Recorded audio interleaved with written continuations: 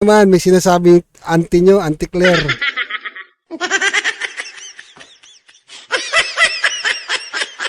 May sinasabi si Auntie Claire.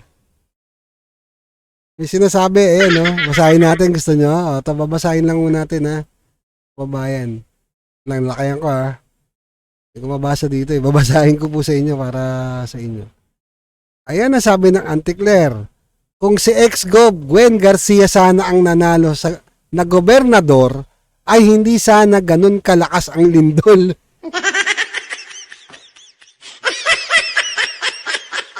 Ano ba nangyayari sa sa gobyerno natin? Ano ko nalaman ni Gwen Garcia saka ni Pambaraki, ni Governor Pam, di ba? Doon sa lindol. Di ba? Hihinto ba yun kasi hihina ba yun? Magmamagnitude 1 lang ba yun pagka si Gwen Garcia, ang gobernador?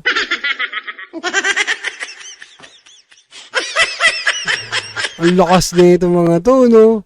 Grabe ka, Auntie Claire. No?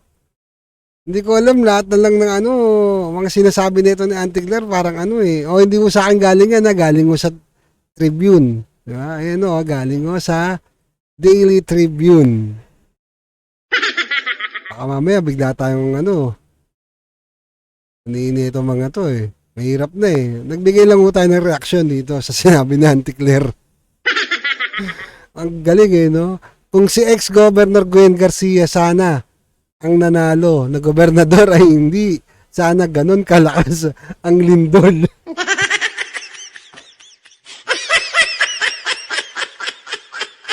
Nantucha no?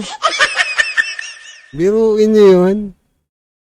Ano kinalaman ng pagkapanalo ni Governor Pam? At kung si Gwen Garcia ang ano yun, hindi ganun kalakas ang lindol? Nakokontrol niya? Grabe yan, no?